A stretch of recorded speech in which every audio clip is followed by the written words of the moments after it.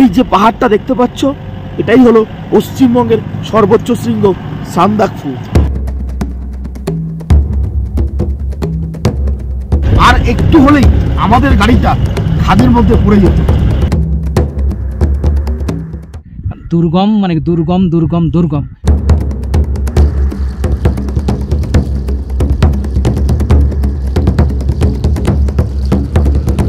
ঠান্ডা এখানে ঘুরছি মানে হচ্ছে হাড়ের মধ্যে দুব্ব গজিয়ে দেবে একদম।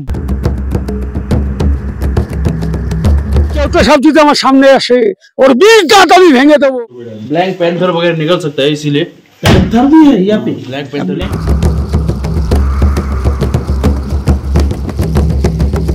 সান্দাকফুর জন্য অ্যালেক্স নতুন রূপে ফিরে এসেছে। Return of the Alex red panda. Sandakphu যাওগে? জি। ও আচ্ছা, ঠিক আছে, বেস্ট অফ লাক। ওই দেখো বন্ধুরা কাঞ্চনজঙ্ঘা। কাঞ্চনজঙ্ঘা দেখো। কাঞ্চনজঙ্ঘা দেখলি? দারুণ। হ্যাঁ, কেমন লাগলো? কলকাতা, আমরাও কলকাতা। আরে বাহ, যাদবপুর। আমরা কলকাতা যাদবপুর থেকে এসেছি। আর আমরা বারাসাত। চামড়ি গায়ে দুধ খাচ্ছি, চামড়ি গায়ে।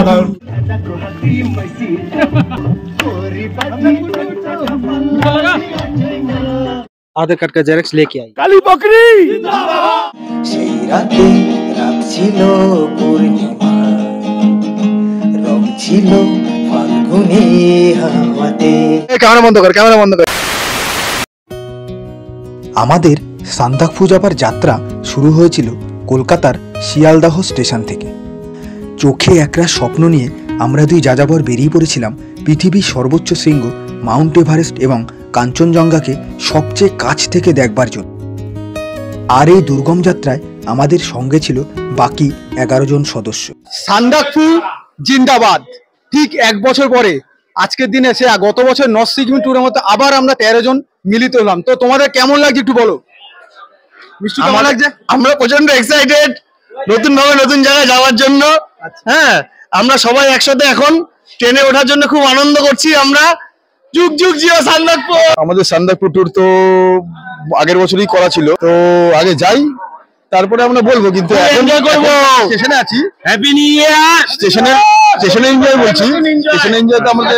আচ্ছা, শঙ্করদা আমাদের বারুদ, কিছু বলো। বারুদ বন্ধুরা, সান্দাকফু ধামাকা বেজে গেছে, চলো যাই। তো বুঝতেই পারছো এদের উন্মাদনা কতটা। পরে কি হবে এখন কিছু বলা যাচ্ছে না। তো বন্ধুরা, এই টিম নিয়ে এই দুর্গম সান্দাকফু আমরা জয় করবই। আর আমরা কাল সকালে প্রায় 8টা নাগাদ শিলিগুড়িতে পৌঁছাবো। আর ওখান থেকে গাড়ি করে প্রথমে যাব মানেভঞ্জন, আর মানেভঞ্জন থেকে ল্যান্ড ওভার বুকিং করে দুর্গম রাস্তা দিয়ে প্রথমে যাব তুমলি, সেখানে নাইট স্টে করবো। তারপর কালীপোখরি আর গৈরিবাস হয়ে সান্দাকফু জয়। আমি রেড পান্ডা দেখতে চাই। একে একে আমরা সকল সদস্যই ট্রেনে উঠে পড়লাম। ঘড়িতে বাজলো 8:35 আর আমরা যাত্রা শুরু করলাম শিয়ালদাহ থেকে। এই সফরে আমরা বেছে নিয়েছিলাম কাঞ্চনকন্যা এক্সপ্রেসকে। নির্দিষ্ট সময়ে আমরা রাতের খাওয়া দাওয়া শেষ করলাম।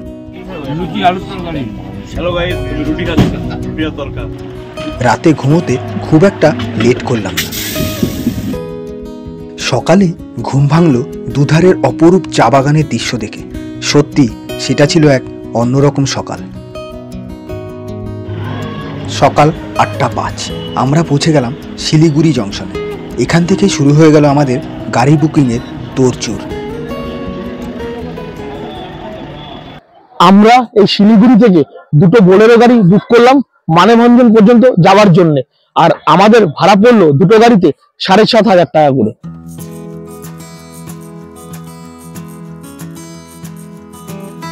আমাদের গাড়ি এই জাস্ট মানেভঞ্জনের উদ্দেশ্যে রওনা হলো। সান্দাকফু জিন্দাবাদ। আমরা প্রত্যেকেই প্রথমবার সান্দাকফু সফর করছিলাম, যা ছিল প্রত্যেকের কাছেই চ্যালেঞ্জ। আমাদের বোলেরো গাড়ি সেবক রোডের দুধারের জঙ্গলের বুক চিরে এগিয়ে চলছিল মানেভঞ্জনের উদ্দেশ্যে।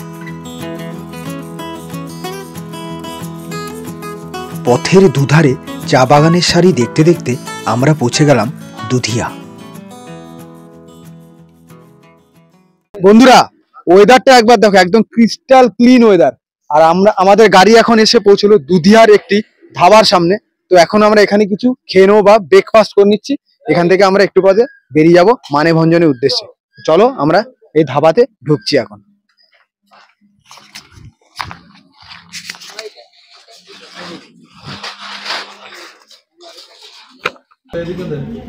ব্রেকফাস্টে আমরা অর্ডার করলাম গরম গরম রুটি আর আলুর দম, সাথে পেঁয়াজ এবং আচার।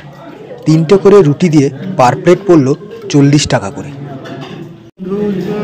পাখি আমি যেন কি কখন থেকে বসে শঙ্কর এখন পারবে কি। এই সফরে আমরা একজন গাইড আগে থেকেই ঠিক করে রেখেছিলাম, যার নাম সোনম শেরপা, যিনি মানেভঞ্জনে আমাদের জন্য আগে থেকেই অপেক্ষা করছিলেন। যাই হোক, আমাদের যে উদ্দেশ্য ছিল তার প্রথম ধাপ এই আমাদের শুরু হলো। জাস্ট আমরা গাড়িতে বসলাম, সান্দাকপুর উদ্দেশ্যে আমরা রওনা দিলাম। ভগবানের কাছে প্রার্থনা করি আমরা ভালো মতন জানি ঘুরে আসতে পারি। সব টোটাল ওয়েদারও খুব ভালো, আশা করি ফ্ল্যাগটা হয়তো ফেভারই করবে।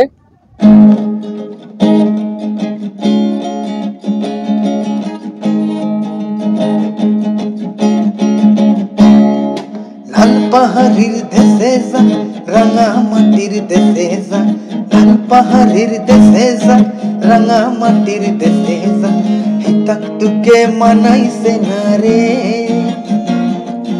একেবারে মানাইছে না রে।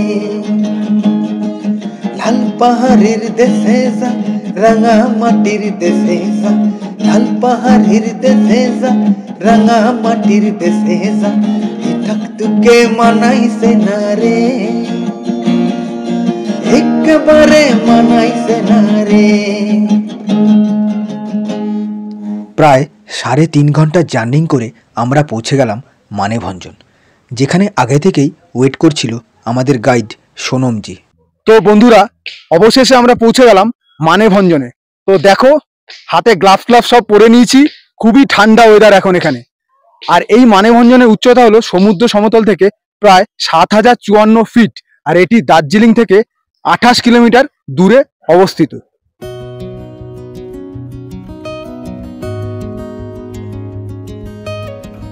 সান্দাকফু পৌঁছতে হলে আপনাদের এখান থেকে পারমিট করাতে হবে, যার জন্য লাগবে শুধুমাত্র আধার কার্ডের জেরক্স। আমার পেছনে তোমরা দেখতে পাচ্ছ, এটা হলো মানেভঞ্জনের পারমিট অফিস। এখান থেকে পারমিট করে সান্দাকফু যেতে হয়, আর এখানে শুধু লাগে আধার কার্ডের xerox. Hello, my name is Sonam. आप लोग मतलब कलकत्ता जहाँ से भी आए हैं घूमने के लिए, आधार कार्ड का जेरक्स यहाँ पर आधार कार्ड का जेरक्स लेके आइए, क्योंकि यहाँ पर आपका ये पुलिस स्टेशन में मतलब ये बुझाना पड़ेगा, आपका फॉर्म भरना पड़ेगा, और यहाँ पर नेशनल पार्क का जो एंट्री फी है वो देना पड़ेगा। उसके बाद में यहाँ से स्टार्ट होता है। ठीक है, थैंक यू। কিছু দূর এগিয়ে গেলে পড়বে সিঙ্গালীলা জাতীয় উদ্যানের এন্ট্রি পথ, যেখানে আপনাদের পারমিটের সকল ডকুমেন্ট দেখাতে হবে এবং আপনারা যতদিন থাকবেন সেই অনুযায়ী চার্জও দিতে হবে। তো বন্ধুরা, এটি হলো সিঙ্গালীলা ন্যাশনাল ফরেস্টের এন্ট্রি পথ। এখানে পার হেড পড়ে 120 টাকা জনপ্রতি, এবং গাড়ির জন্য লাগে 400 টাকা।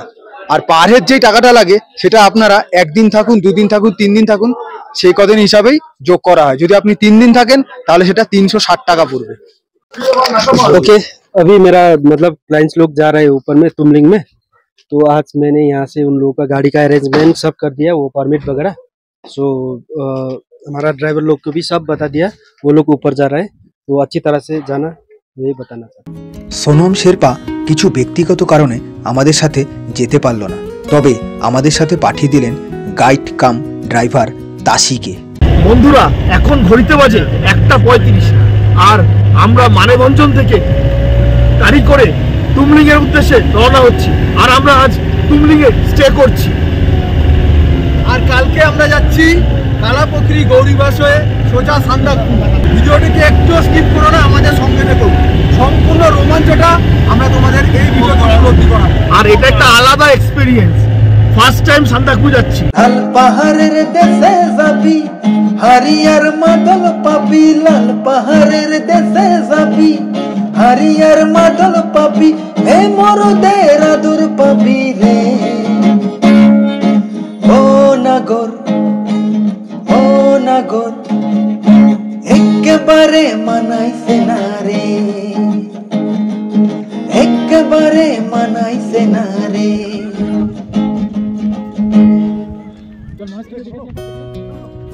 আমরা পৌঁছে গেলাম মানেভঞ্জন থেকে 3 কিলোমিটার দূরে অবস্থিত ছবির মতো সুন্দর একটি গ্রাম চিত্রেতে। আমরা এখন দাঁড়িয়ে আছি ফুলের মতো একটা সুন্দর গ্রাম চিত্রেতে। মনে হচ্ছে সত্যি যেন এটা একটা চিত্র, একটা ছবি আঁকা, এত সুন্দর এই গ্রামটা। আর এই গ্রামটি মানেভঞ্জন থেকে 3 কিলোমিটার দূরে অবস্থিত এবং এই চিত্রের হাইট হলো 8340 ফিট সমুদ্র সমতল থেকে। সত্যি মন ভরে গেল আজকে এখানে এসে, মনে হচ্ছে এখানেই যেন থেকে যাই। আর এখানে অনেকগুলি মনেস্ট্রি আছে, সেগুলো তোমাদের আমি দেখাচ্ছি। সবুজ পাহাড়ের উপর মাথা উঁচু করে দাঁড়িয়ে রয়েছে 8টি বৌদ্ধস্তূপ, সাথে কাঞ্চনজঙ্ঘার মনোরম দৃশ্য। মানেভঞ্জন থেকে সান্দাকফু যাবার পথেই পড়বে এই গ্রাম, যার নাম চিত্রে। ছবির মতো গ্রামটি যেমন সুন্দর তেমনই বৈশিষ্ট্যময়। নেপাল সীমান্তে অবস্থিত এই গ্রামে আসলে মনে হবে তিব্বতে এসে পড়েছে। বর্তমানে এই গ্রামের মানুষগুলি ভারতের নাগরিক এবং এই গ্রামটিতে প্রায় 5টি তিব্বতী পরিবারের বসবাস রয়েছে। চিত্রে থেকে আরও 6 কিলোমিটার এগোলে পথে পড়বে মেঘে ঢাকা আরও একটি গ্রাম, যার নাম মেঘমা। এই গ্রামের মধ্যে দিয়ে সবসময় মেঘ ভেসে বেড়ায়, তাই এরকম নাম। মেঘমা থেকে আর 2 কিলোমিটার এগোলেই পড়বে টংলু গ্রাম, যা ভারতে অবস্থিত। তবে আমরা টংলু না গিয়ে রাত কাটিয়েছিলাম ভারত নেপাল সীমান্তে অবস্থিত টুমলিং গ্রামে।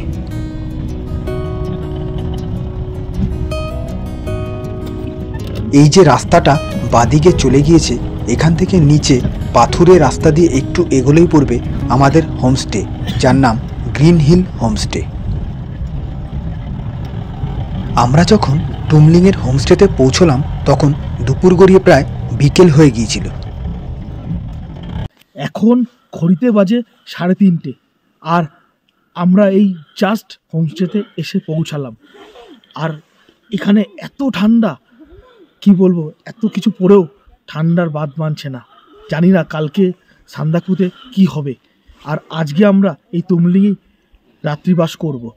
আর এই তুমলিংয়ের দূরত্ব মানেভঞ্জন থেকে 13 কিলোমিটার আর সমুদ্রপৃষ্ঠ থেকে এর উচ্চতা 10,000 ফুট। বন্ধুরা, এই তুমলিংয়ে এসে আমরা 2 বন্ধু মিলে একটু ঘুরতে বেরালাম। কি বলবো, ঠান্ডা এখানে ঘুরছি মানে হচ্ছে হাড়ের মধ্যে দুব্ব গজিয়ে দেবে একদম।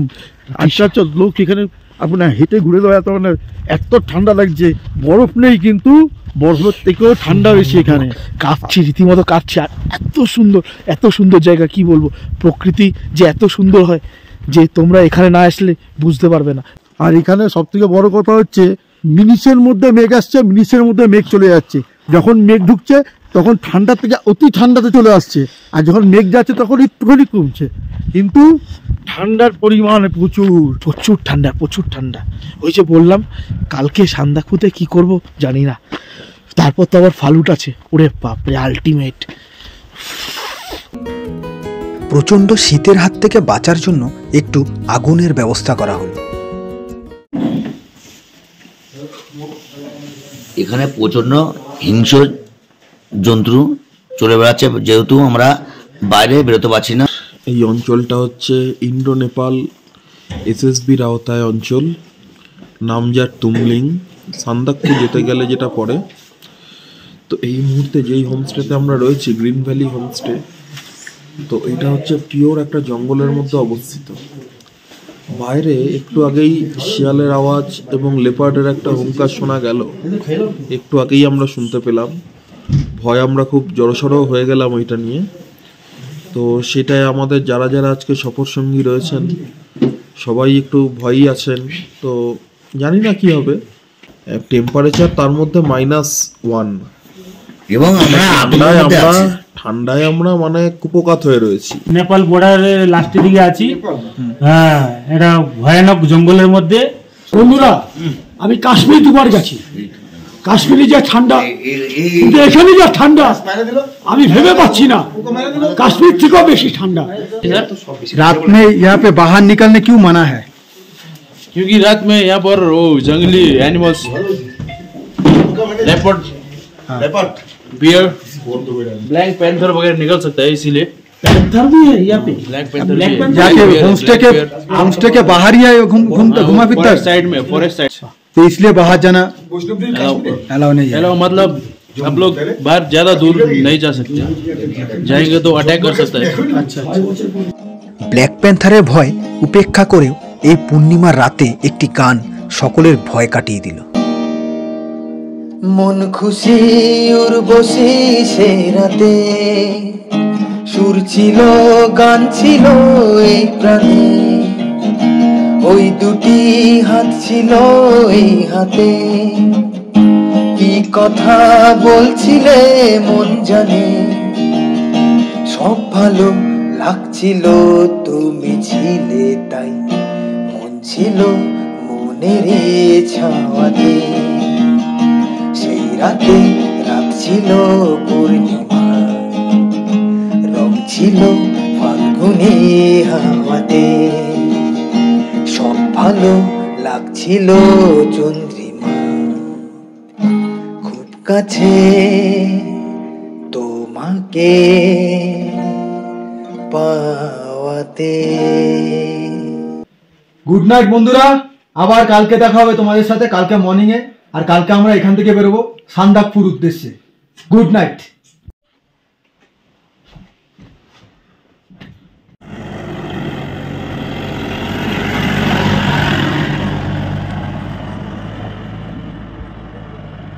গুড মর্নিং বন্ধুরা, আমি এখন দাঁড়িয়ে আছি আমাদের হোমস্টে গ্রিন ভ্যালি ঠিক সামনে। আর এই যে তোমরা দেখতে পাচ্ছ, এই যে রাস্তাটা কত সুন্দর এঁকে বেঁকে এসছে, এই রাস্তা দিয়ে আমরা কালকে এসছিলাম তুমলিংয়ে। রাস্তাটা দেখো কত সুন্দর। আর আরেকটা জিনিস দেখাচ্ছি তোমাদেরকে, আমরা এই রাস্তায় দাঁড়িয়ে আছি, এটা হচ্ছে ইন্ডিয়ার বলতে পারো বর্ডার এরিয়া। এইটা হচ্ছে নেপাল। আমি এখন নেপালে চলে গেলাম, আর এখন আছি ইন্ডিয়াতে, বুঝতে পারলে তাহলে। আর আমাদের হোমস্টেটা হচ্ছে গ্রিন ভ্যালি হোমস্টে হচ্ছে এই যে, তার মানে এটা নেপালে পড়ছে। আর আজকে আমরা সান্দাকপুর দিকে রওনা হব এই রাস্তা দিয়ে। India Nepal, India Nepal, India Nepal, India Nepal. এখন বাজে ঘড়িতে ঠিক সকাল 8:05। এই জাস্ট সূর্য উঠলো, এখনো এখানে ঠিকভাবে সূর্যের আলো পড়েনি। জাস্ট একবার ভিউটা দেখো, অসাধারণ। পাহাড়ের কোলে সূর্যের সোনালী আলো পড়ে যা রূপ দেখতে পাচ্ছি আমরা, আমার মনে হয় না কোনোদিনও এইরকম কোনো মর্নিং আমরা অন্যান্য কোনো পাহাড়ি অঞ্চলে দেখেছি। এক জায়গায় খালি মেঘ ঘুরে বেড়াচ্ছে, আর এরকম সবুজ গাছপালা ভর্তি পাহাড়ের মধ্যে। দেখো একবার রূপটা জাস্ট।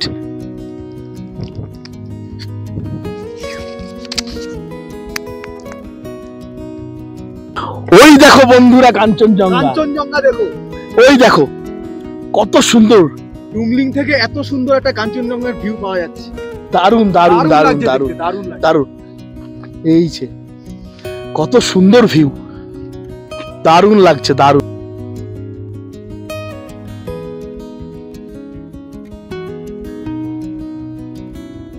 आप लोग चेक कर रहे हो? जी। अच्छा, कहाँ से? तुमलिंग से। तुमलिंग से, अच्छा अच्छा अच्छा। कहाँ पे जाओगे? कालपोखरी। कालपोखरी जी, वहाँ पे संदकपुर जाओगे? जी। अच्छा ठीक है, बेस्ट ऑफ लक। थैंक्स। हाँ, वेलकम।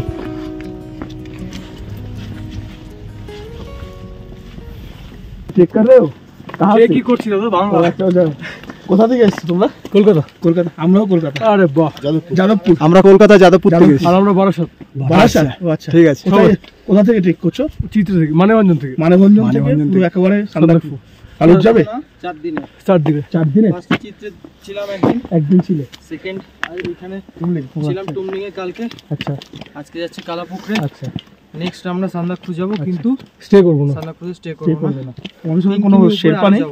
হ্যাঁ আছে, গাইড আছে। ও আচ্ছা আচ্ছা, ঠিক আছে, best of luck. Best of luck. Thank you, thank you. ভালো লাগলো, বেশ হলো। হ্যাঁ বন্ধুরা, দেখতেই পারলে সান্দাকফুতে প্রচুর মানুষ এসে ট্রেক করে, কিন্তু আমরা ল্যান্ড রোভারে যাব। আর তাই জন্য এই সান্দাকফুকে বলা হয় ট্রেকিং এর স্বর্গরাজ্য। এখন মনে হচ্ছে আমাদের ট্রেক করলেই ভালো হতো, এত সুন্দর লাগছে। আর এনাদের দেখে এন্টু বেড়ে গেল, আরো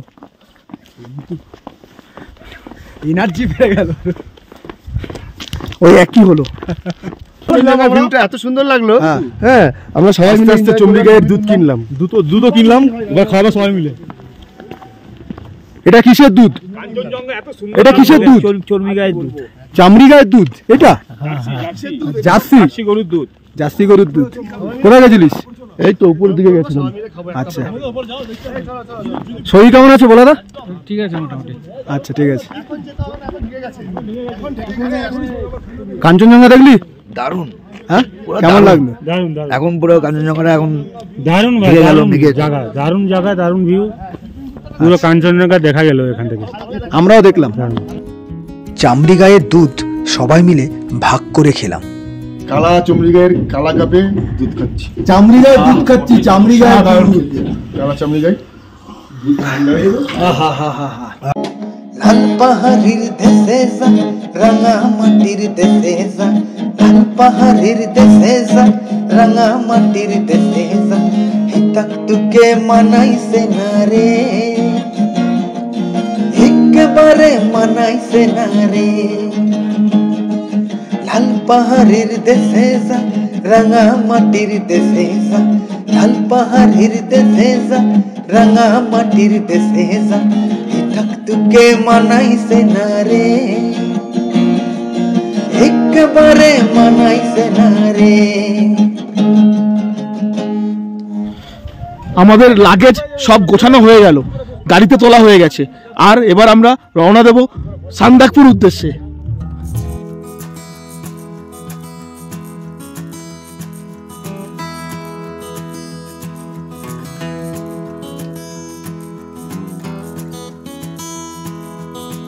ঠিক সকাল 9টায় আমরা আমাদের হোমস্টেকে বিদায় জানিয়ে যাত্রা শুরু করলাম সান্দাকফুর উদ্দেশ্যে। সকালবেলা টুমলিংয়ের অপরূপ সৌন্দর্য আমাদের মন ভরিয়ে দিচ্ছিল। আমরা তুমলিং থেকে যাত্রা শুরু করলাম সান্দাকফুর উদ্দেশ্যে। আমরা প্রথমে যাব গৈরিবাস, তারপর কালীপকরি, তারপর সান্দাকফু যাব। সান্দাকফুতে ঘুরে ফুরে ওখান থেকে আমরা চলে যাব আল। তো রেডি থাকো বন্ধুরা তোমরা গৌরীবাসের জন্য। আমরা এখন যাচ্ছি গৌরীবাস। আমরা সিঙ্গালীলা ফরেস্টের ভেতর প্রবেশ করে গেছি। দেখুন বন্ধুরা, ভিউটা দেখুন। দার্জিলিং জেলার অন্যতম আকর্ষণ সান্দাকফু এবং ফালুট। তাদেরই কোলে রডোডেন্ড্রন বনের বুক চিরে তৈরি হওয়া সিঙ্গালীলা জাতীয় উদ্যান পর্যটকদের মূল আকর্ষণ। 1992 সালে এই জঙ্গলকেই জাতীয় উদ্যান হিসাবে ঘোষণা করা হয়।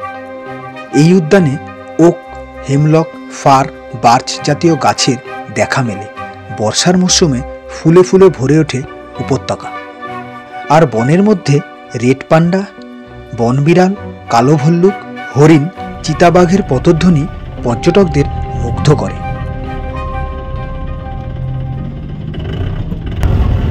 আমরা প্রবেশ করে গেছি সিঙ্গালীলা জাতীয় উদ্যানে। এখানে তোমরা রূপালী দেবদারু, ওক, বার্চ এবং বিভিন্ন ধরনের জংলি গাছ তোমরা দেখতে পাবে। এছাড়াও এখানে তোমরা কালো ভাল্লুক, শূকর আর সোনালী বিড়াল এবং রেড পান্ডা, যেটা দেখার জন্য বহু পর্যটকরা দূর দূর থেকে আসে। তো দেখি আমাদের চোখে আজকে পড়ে নাকি রেড পান্ডা, সেই আশায় রইলাম। তো আমাদের সঙ্গে থেকো, চলো। সিঙ্গালীলা জাতীয় উদ্যানের আঁকাবাঁকা পথ ধরে আমরা অবশেষে পৌঁছে গেলাম গৌরীবাস।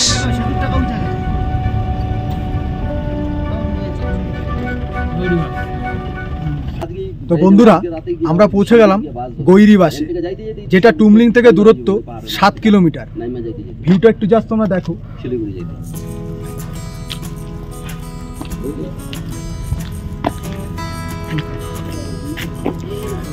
এখান থেকে আমরা যাব কালাপোখরি, যেটা দূরত্ব এখান থেকে 6 কিলোমিটার। চলো আমরা এখন গাড়িতে উঠছি। গৌরীবাসের পর থেকে রাস্তার অবস্থাটা একবার দেখুন, যেরকম চড়াই সেরকমই খাড়া রাস্তা।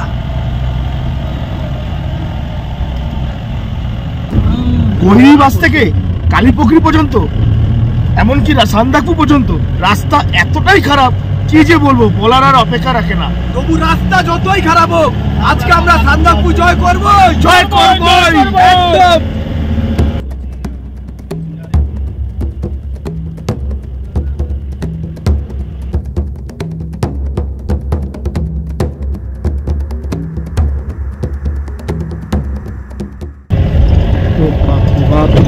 কি খারাপ রাস্তা, জীবনে কোনোদিন এত খারাপ রাস্তা দেখিনি, জীবনে দেখিনি। তবে একটা জিনিস ভালো লাগলো যে রাস্তা সারাই করার কাজ চলছে।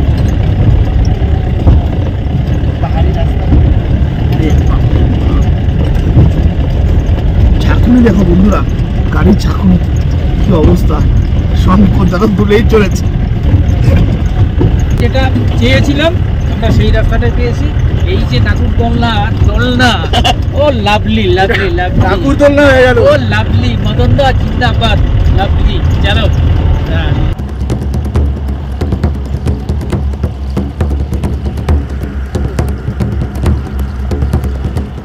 আমাদের রেড পান্ডা, এই যে অ্যালেক্স হয়ে গেছে রেড পান্ডা। সান্দাকফুর জন্য অ্যালেক্স নতুন রূপে ফিরে এসেছে, return of the Alex red পান্ডা। আরে বন্ধুরা, সিংহরা এই জঙ্গলে লীলা করেছিল, তাই এর নাম সিংহ লীলা।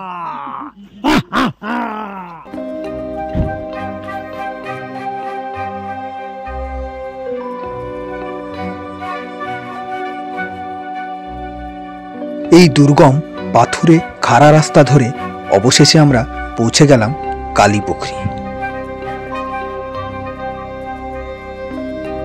কালীপুখরি হল ভারতের পশ্চিমবঙ্গ রাজ্যের দার্জিলিং জেলায় সিঙ্গালীলা জাতীয় উদ্যানের অভ্যন্তরে অবস্থিত ছোট্ট একটি গ্রাম, যার উচ্চতা 3186 মিটার। পুখরি শব্দের অর্থ হল হ্রদ এবং নেপালি ভাষায় কালা শব্দের অর্থ হল অন্ধকার। গ্রামটির নামকরণ করা হয়েছে একটি স্থানীয় হ্রদ বা অন্ধকার জলের একটি হ্রদ, যার জলের রং গাঢ় কালো। এই সেই কালীপুখরি দেখতে পাচ্ছ বন্ধুরা, এর জল নিকশ কালো। দেখো, আর আরেকটা জিনিস দেখো, আমি একটা ঢিল মারছি তাহলে বুঝতে পারবে জলটা পুরো বরফ হয়ে আছে। দেখো দেখো বন্ধুরা, বরফটা ফেটে ঢুকে গেল জলটা। আর এর হাইট হলো 3186 মিটার, আর গৌরীবাস থেকে এর দূরত্ব হলো 6 কিলোমিটার।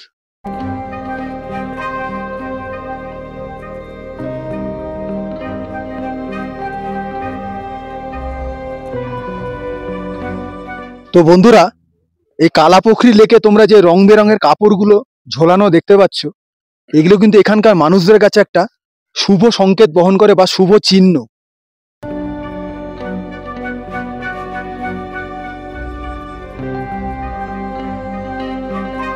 তো শঙ্করদা, কালাপুখরি তো পৌঁছে গেলে, আর জলটা দেখো পুরো কালো আর বরফ দিয়ে একদম গলা। কিন্তু আমরা শুনেছিলাম এক সময় যে এই কালাপুখরি লেকে নাকি একটা বড় কেউটে সাপ থাকে।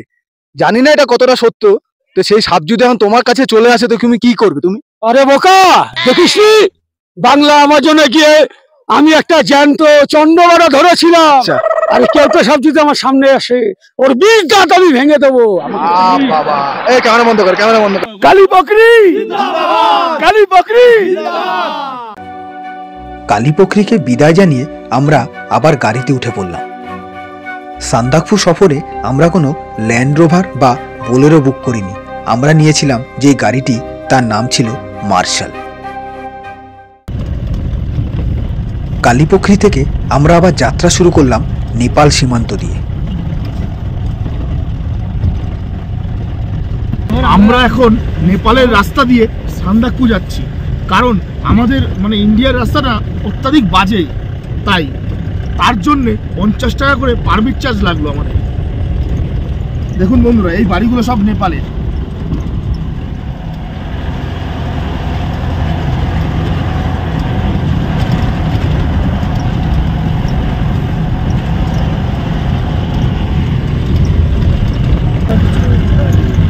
দেখুন বন্ধুরা, আস্তে আস্তে মেঘে ঢেকে যাচ্ছে, কিচ্ছু দেখা যাচ্ছে না মেঘের জন্য।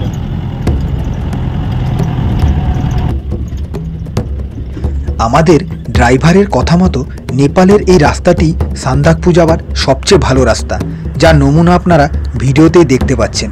তাহলে আমাদের ভাবতেও ভয় লাগছিল যে ইন্ডিয়ার রাস্তা দিয়ে গেলে আমাদের কি হতো।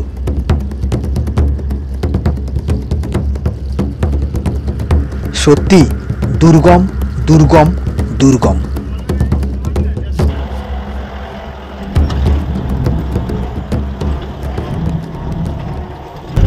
বন্ধুরা, আর একটু হলেই আমাদের গাড়িটা খাদের মধ্যে পড়ে যেত।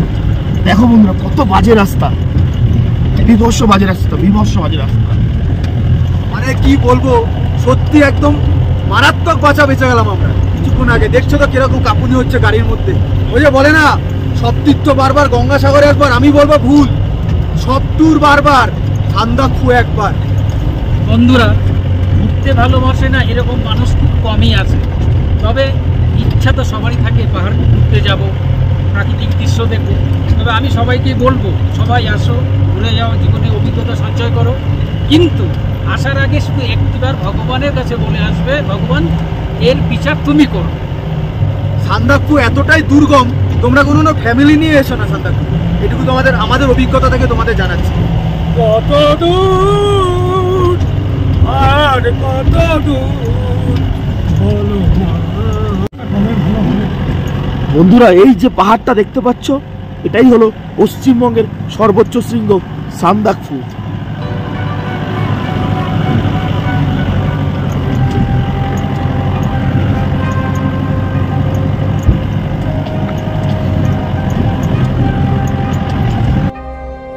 অনেক কষ্ট করে এবং দুর্গম রাস্তা পেরিয়ে আমরা পৌঁছে গেলাম আমাদের গন্তব্য সান্দাকফুতে।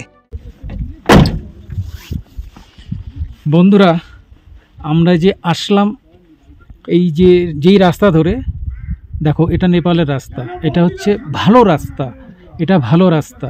তাহলে তোমরা চিন্তা কর, আরেকটা রাস্তা আছে তোমার কালীপকরির দিকে, এটা হচ্ছে ইন্ডিয়ার রাস্তা।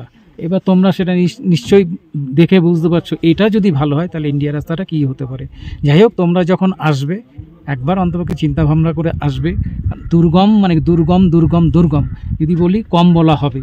আমি আবার সবাইকে একটা কথাই বলবো, আসার আগে একবার না, হাজারবার না, লক্ষ লক্ষবার ভেবে আসবে।